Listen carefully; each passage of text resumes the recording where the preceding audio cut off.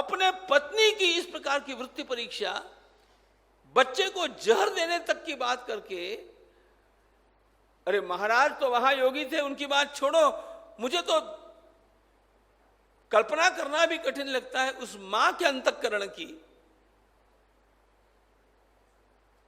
जिसने केवल एक बात का विचार किया, ये बेटा भी मेरी गुरु भक्ति में आड़े आ रहा हो तो बेटा किस काम का। जहर पिलाने की तैयारी करने से पूर्व मणिकर्णिका आई के मुख से यही उद्गार निकला, चांडाळा, माझ्या गुरुभक्तीत अंतर देण्याकरता तू जन्माला कशाला आलास? मेरी गुरुभक्ति को नष्ट करने के लिए तुम प्रतिबंध के रूप में आए हो, तुम्हें जीने का अधिकार नहीं है, ऐसा कहकर के वो जहर पिलाने लगी थी। खैर, ये महाराज के द्वारा ली गई वृत्ति परीक्षा थी।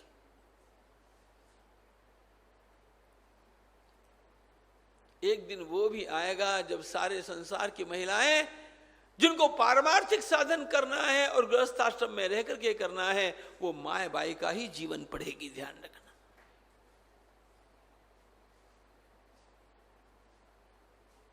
कितनी अधीनता, कितना संयम।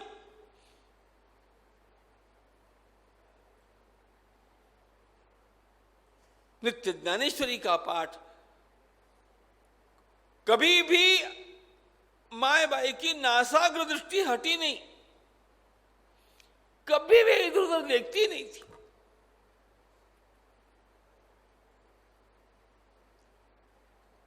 केवल भारतीय स्त्रीत्व का आदर्श नहीं, गृहस्थाश्रम में रह करके साधिकाओं का यह परमोच्च आदर्श है।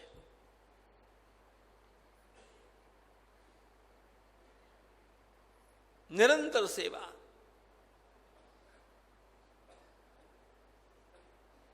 संपूर्ण जीवन भर में उन्होंने महाराज से कुछ मांगा नहीं।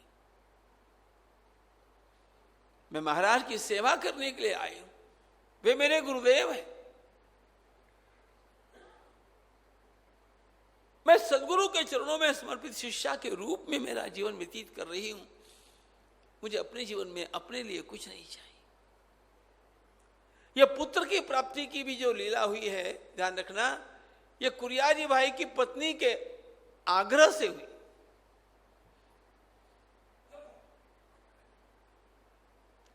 हम कल्पना भी नहीं कर सकते कि ऐसा भी कोई गृहस्थ जीवन हो सकता है।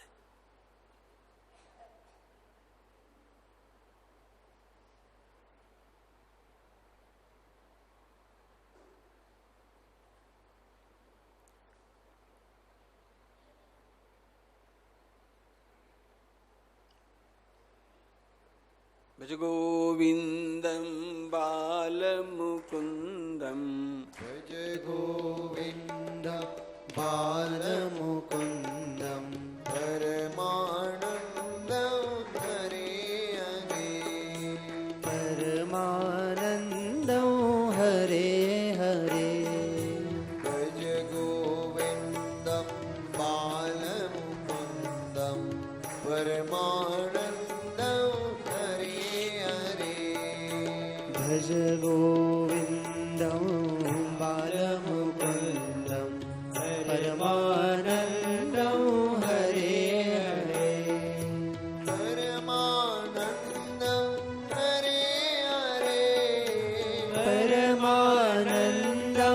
हरे हरे, परमानंदम हरे हरे, परमानंदम हरे हरे, परमानंदम हरे हरे, बालमुकुंदम हरे हरे, बालमुकुंदम हरे हरे, बालमुकुंदम हरे हरे, बालमुकुंदम हरे हरे। भज गोविंदम बालमुकुंदम, परमानंदम हरे हरे, भज गोविंदम बालमुकुंदम, परमानंदम हरे हरे, भज गोविंदम बाल परमानन्दं हरे हरे भज गोविन्दं बालमुकुन्दं परमानन्दं हरे हरे परमानन्दं हरे हरे परमानन्दं हरे हरे परमानन्दं हरे हरे परमानन्दं हरे हरे बालमुकुन्दं हरे हरे बालमुकुन्दं हरे हरे बालमुकुन्दं हरे हरे बालमुकुन्दं हरे हरे भज गोविन्दं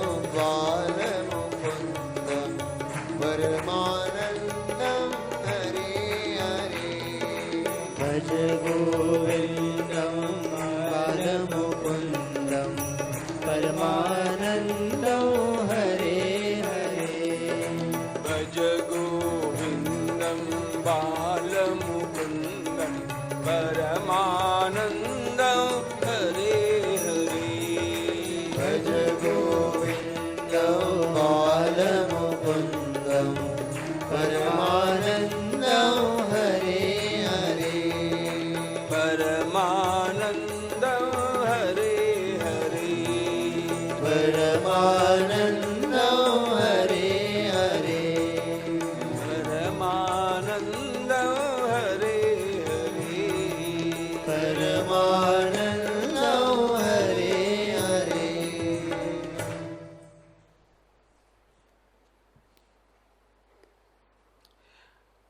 अपने जीवन का उद्देश्य श्री महाराज के सामने निरंतर स्पष्ट था।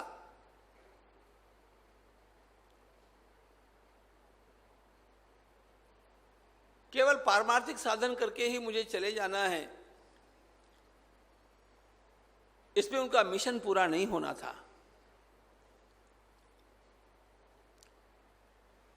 एक संत के रूप में आकर के अपना पारमार्थिक जीवन पूर्ण करके भी वे अंतर्धान हो सकते, तब भी उनकी पूज्यता में कोई बाधा नहीं थी।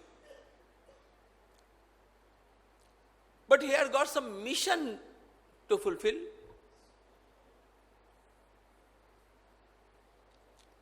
और जो जीवन में काम करना होता है, उस काम के लिए अपनी योग्यता भी अर्जित करनी पड़ती है। हर व्यक्ति हर अवस्था में जैसा भी है वैसे सब काम कर लेगा, ऐसा नहीं होता।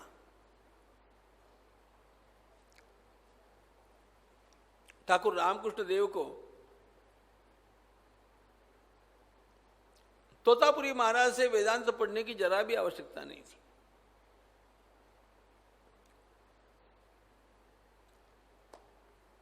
क्योंकि सारे शास्त्र होते हैं ईश्वर साक्षात्कार के लिए, वो उन्हें पहले ही हो गया था।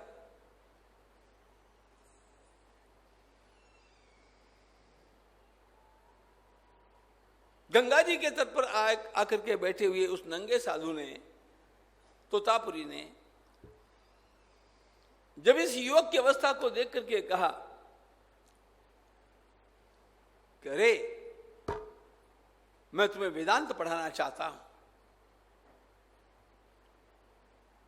ये बावला सा गदाधर बोला कि मैं मां से पूछ करके आता हूं।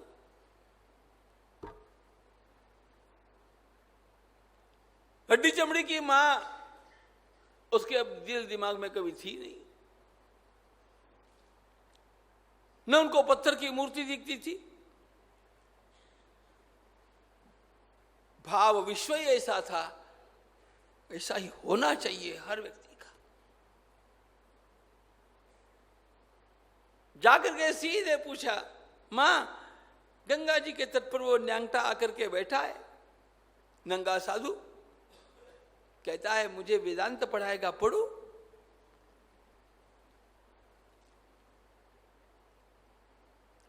अरे जिस परमात्मा का कभी स्वप्न में भी दर्शन हो जाए तो हम धन्य हैं। वो जगन माता इनके साथ रोज बोलती थी। मां ने कहा हाँ पढ़ो ना, तुम्हें पता है वो बहुत बड़ा पंडित है और मैं उसको हिमालय की कंदरा में से निकालवा करके यहां पर लाई हूं ताकि तुम्हें वो पढ़ावें। तुम्हें वेदांत की आवश्यकता नहीं है, लेकिन तुम्हारे पास आगे चल करके शिष्य लोग आने वाले हैं, उनको पढ़ाने के लिए ये काम आएगा, पढ़ लो। We must understand the purpose. ईश्वर स्वयं बोल रहा है, जगदम्बा ही कह रही है कि पढ़ लो।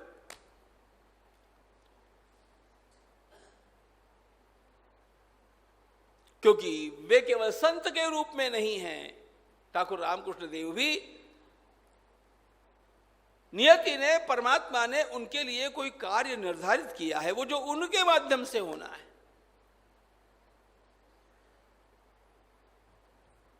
और इसीलिए जब विवेकानंद आए ना, अरे वो आने की बात तो छोड़ दो, वो आएंगे तब आएंगे। ये पागल की तरह गदाधर जी छत के ऊपर जाकर के देखते थे। अभी कोई बच्चा, कोई चेला इनके आया ही नहीं था, लेकिन ये आवाज देते, अरे तुम कहां हो, अरे कब आने वाले हो, मेरा एक एक दिन फालतू जा रहा है, आओ ना। उनको पता था, मां ने कहा था कि ऐसे बालक तुम्हारे पास आने वाले। उनको पढ़ाने के लिए तुम्हें इन बातों का उपयोग होगा।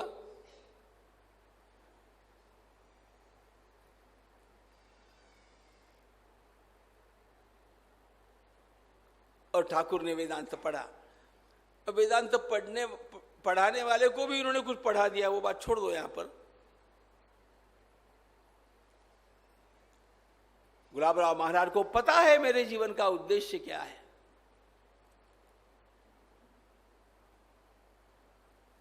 इसलिए उन्होंने, बड़े आश्चर्य की बात है, थियोसॉफी का डिप्लोमा करना है ऐसा कहा। उन्होंने लोगों से कहा, ए भैया वो थियोसॉफी का डिप्लोमा कैसे करते हैं? लोगों ने कहा इस बच्चे को क्या हो गया।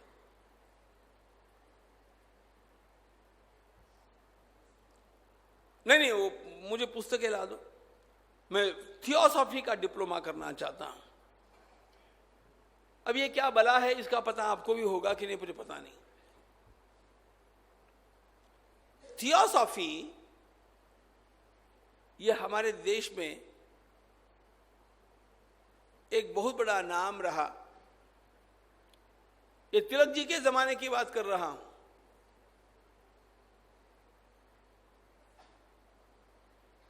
वैसे थियोसॉफी केवल हमारे देश में प्रसिद्ध नहीं थी, सारे संसार में थियोसॉफी का बहुत बड़ा बोलबाला था। मैडम ब्लेवेट्स्की ने इसकी स्थापना की थी और हमारे देश के संदर्भ में सबसे बड़ा नाम थियोसॉफी में आता है वो डॉक्टर एनी बेजेंट का आता है। वो स्वयं थियोसॉफिस्ट थी। थियोसॉफी शब्द का अर्थ है गूढ़ विद्या। वैसे भले लोग थे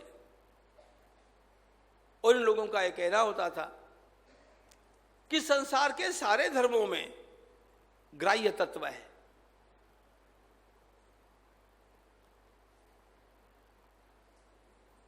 उन तत्वों को ग्रहण करके मनुष्य को अपने जीवन को पवित्र बनाना चाहिए, रोज ध्यान करना चाहिए,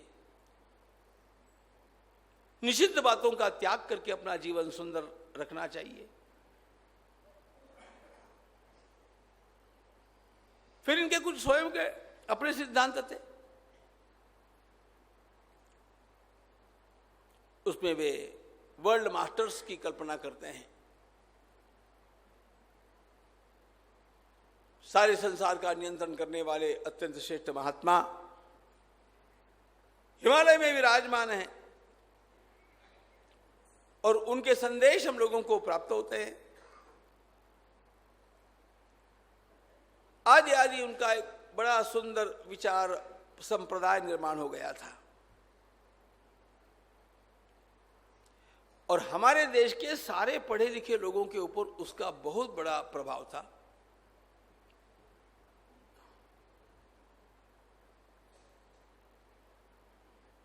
और तो और आपको पता नहीं, ऐसी एक बात बतलाता हूं। राष्ट्रीय स्वयंसेवक संघ के द्वितीय सरसंघ चालक परम पूज्य श्री गुरुजी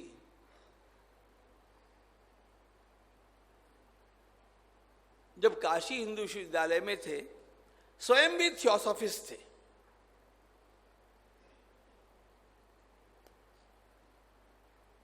थियोसॉफी को पढ़ते थे, उसका आचरण करते थे।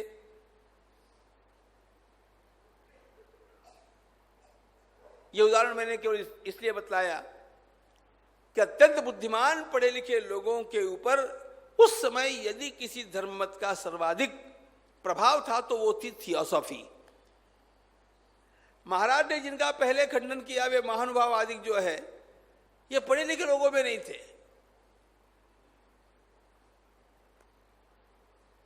ये तो अपना एक संप्रदाय था, विदर्भ में ज्यादा प्रभावी था, अभी भी है, उसकी अपनी एक मान्यता है, और ग्रामीण भागों में उनका प्रभाव क्षेत्र ज्यादा है। पढ़े लिखे लोगों में न उस समय था, ना आज भी है। लेकिन थियोसॉफी की बात दूसरी थी। थियोसॉफी सारे संसार के पढ़े लिखे लोगों के लिए एक आकर्षण का केंद्र था। थियोसॉफिकल लॉज में जाना, उनका मेंबर बनना, ये एक अपने यहां पर एक प्रेस्टीज इशू बन जाते हैं।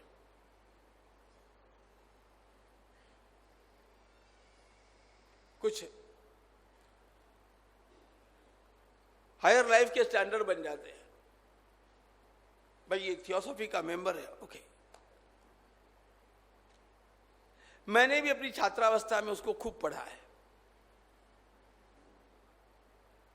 मैं भी रेगुलर जाता था। पढ़ने में क्या आपत्ति, हम सब जगह जाकर के पढ़ते थे। किसी का सुनने में हम कुछ कसर नहीं रखते थे।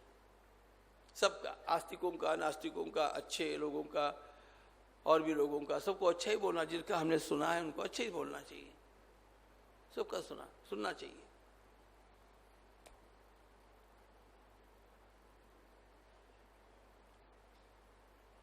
धर्म की संस्थापना करनी है तो धर्म पढ़े लिखे लोगों के गले उतरना चाहिए। और पढ़े लिखे सारे लोग थियोसॉफी की जमात में जा रहे हैं। थियोसॉफी में वैसे बुरा कुछ नहीं था, ये लोग वास्तव में बुरे नहीं थे। उल्टे मैं आपको स्वयं कहूंगा कि कभी आपने नहीं पढ़ा होगा तो डॉक्टर एनी बेसेंट का उपदेश पढ़िएगा। इस देश को जगाने वाली वो पहली विदेशी महिला थी, पहली। आप लोग भगिनी निवेदिता का नाम जानते हैं। उनसे भी अधिक प्रभाव डॉक्टर एनी बेसेंट का था। भाषण तो उनके जो हुआ करते थे, उस समय हमारे देश के सर्वश्रेष्ठ वक्ताओं में वो प्रधान वक्ता थी।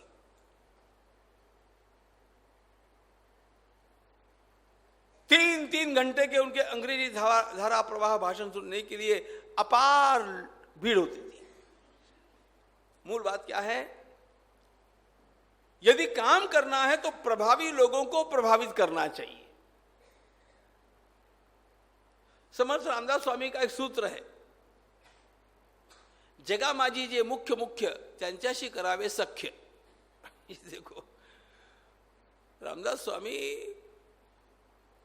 संगठन के सारे सूत्र देते हैं। भाई प्रमुख लोगों को प्रभावित कर देंगे तो बाकी लोग अपने आप प्रभावित होंगे। यह महाराज का सीधा कैलकुलेशन है। अब प्रमुख लोगों को प्रभावित करना है, वो पहले से प्रभावित है थियोसॉफी से। फिर थियोसॉफी क्या, ये मैं जानूंगा तो मैं थियोसॉफी में गलतियां कहां हैं वो निकालूंगा ना।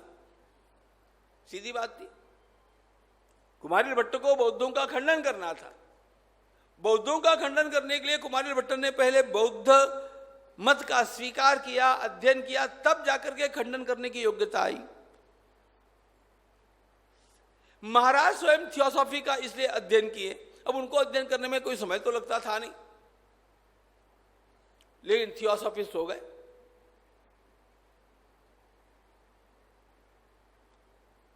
उपयोग क्या हुआ?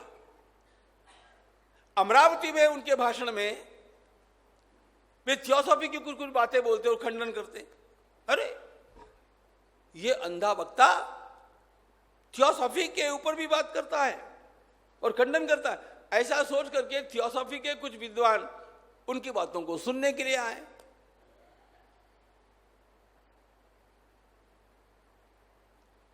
महाराज ने बोलने के लिए वही विषय लिया।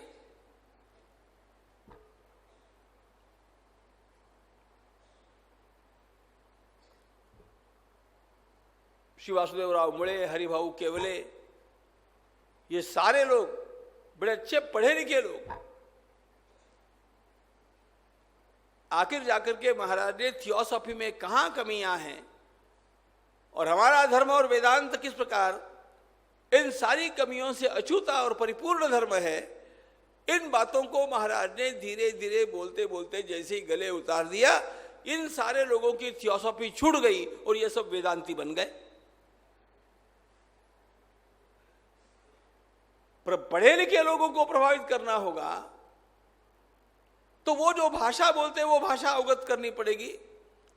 वो जिन सिद्धांतों में बहते जा रहे हैं उन सिद्धांतों की कमियां गलतियां बतलानी पड़ेगी। महाराज ने सब कुछ किया और उसके पश्चात तो वासुदेवराव मुळे उनके भक्त ही बन गए। हरिभाऊ केवले ने तो आकर के अपना जीवन ही महाराज के चरणों में अर्पण कर दिया।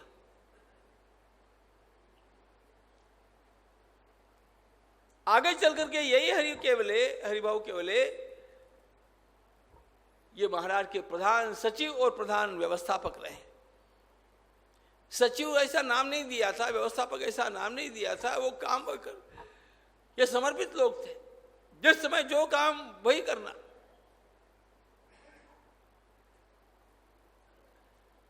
लेकिन प्राप्ति जो हुई ये थियोसॉफी का अध्ययन करके, थियोसॉफी का खंडन करने से हुई। और उसमें एक कारण और भी बन गया।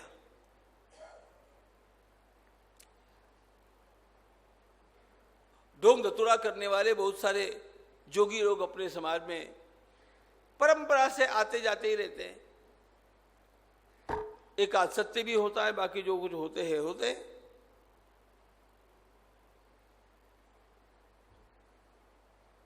अमरावती में भी इसी प्रकार के एक महाराज थे, योगानंद महाराज उनका नाम। और वे लोगों को खेचरी विद्या, खेचरी मुद्रा सिखाने की बात कर।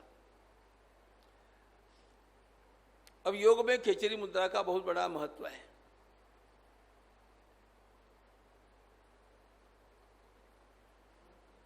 किसी को सीखनी होगी तो यहां पर आने वाले कुछ लोग हैं, मेरे पास मत आना। उसके लिए अपनी जिह्वा को लंबा किया जाता है, उसका दोहन करके।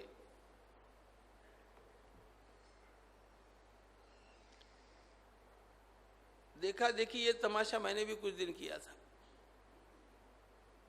बचपन में। जिह्वा का दोहन करना, जिह्वा मूल का छेदन करना, उसके लिए औषधियों का प्रयोग करना, फिर जिह्वा को मोड़ करके पीछे तालू में लगाना और फिर अमृत रस का पान करना। वर्णन करना हो तो मैं आपको अभी बढ़िया करके बताऊंगा। और फिर उस अमृत रस के पान के कारण इस शरीर का क्षय न होते हुए शरीर जैसा का तैसा बना रहता है। अमरत्व की ओर मनुष्य बढ़ता है। आदि आदि ग्रंथों में लिखा हुआ है, जो लिखा हुआ है वो असत्य नहीं है। करने वाला कोई सत्य नहीं है।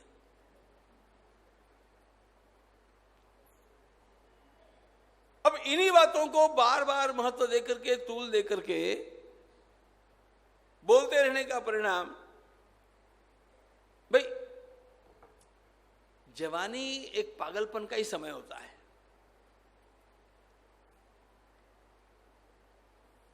सोलह वर्षों से लेकर के बाद के 5-7 वर्ष होते हैं ना, ये पक्के पागलपन के होते हैं। दोनों अर्थों में होते हैं। पतित मित्रों की संगति में आप आ गए इस अवस्था में, तो आपका पतन पूरा का पूरा होकर के रहेगा। और जितने भी महापुरुषों ने जो महान कार्य किए हैं वो इसी एज में किए। यह अवस्था मनुष्य को महान बनाती है या गिराती है, संगति के अनुसार होगा। इसी अवस्था में स्वामी विवेकानंद ने घर त्यागा। इसी अवस्था में छत्रपति शिवाजी महाराज ने अपनी प्रतिज्ञा की और अपने मार्ग पर। इसी अवस्था में स्वातंत्रवीर सावरकर स्वयं प्रतिज्ञा करके क्रांति का कार्य करते हैं दुर्गा माता के सामने। यही वो अवस्था, बड़े बड़े लोग अपने जीवन का उत्सर्ग मातृभूमि के लिए करते हैं, इसी अवस्था में करते हैं। ये जो कुछ होगा ना, ये ऊर्मी आती है ना, ये 16 से 22 24 तक ही आएगी, बाद में सब ठंडा ही पड़ना है, बाद में कुछ होता नहीं। फिर कैलकुलेशन का एज आता है, और ये जो अवस्था ये कैलकुलेशन की नहीं है, ये पागलपन की है। कुछ लोगों को देशभक्ति का पागलपन होता है, कुछ लोगों को भगवान की भक्ति का पागलपन होता है, कुछ लोगों को कॉलेज का पागलपन होता है। अब जिसको जो है। लेकिन ये अवस्था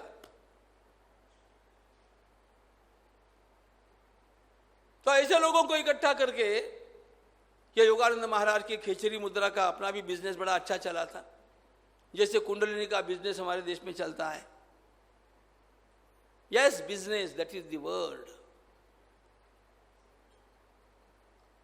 सब ढोंग।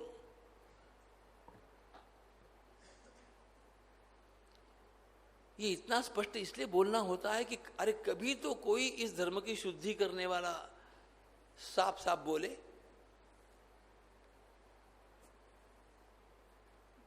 नहीं तो हम लोगों की जो आलोचनाएं विदेश में होती है वो बहुत बुरी है।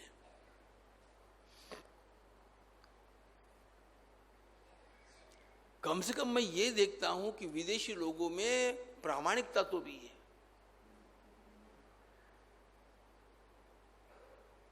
हमारे यहाँ के बाबा लोगों में वो भी है कि नहीं पता ही नहीं। साधकों की बात तो और अगली बात छोड़ो।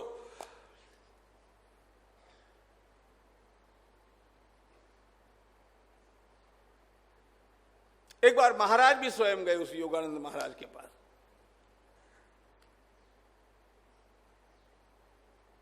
बात ही बात में वे समझ गए कि ये कितने पानी में। महाराज बहुत बड़े योगी थे,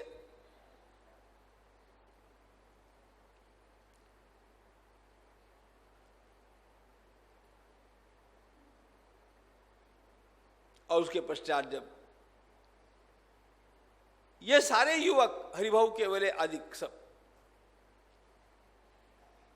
एक बार महाराज का सच सुनने के लिए आए, पता नहीं महाराज ने उस दिन वो खेचरी मुद्रा का ही विषय लिया और उसी को बोलते बोलते महाराज ने इसमें कहां कहां कितना कितना ढोंग हो सकता है ये बतलाया, शास्त्र की मर्यादाएं क्या ये बतलाई, और इतना सब प्राप्त करके जो काय सिद्धि, काय संपत्ति, शरीर की अमरता की बात करते, ये सब झूठ। महाराज ने कहा मृत्यु नहीं आएगा, ये इस संसार में कभी होगा नहीं। संसार को निर्माण करने वाले ब्रह्मा को एक दिन मरना पड़ता है। इतना अवश्य है कि इसके कारण आपकी आयु बढ़ेगी। आयु बढ़ करके भी यदि आपकी देहाशक्ति कम नहीं हुई तो दुख तो है ही। योगाभ्यास नहीं करो ऐसा कहना नहीं है। महाराज ये कहते हैं कि अंततोगत्वा आपको देह की आसक्ति कम करना अनिवार्य है।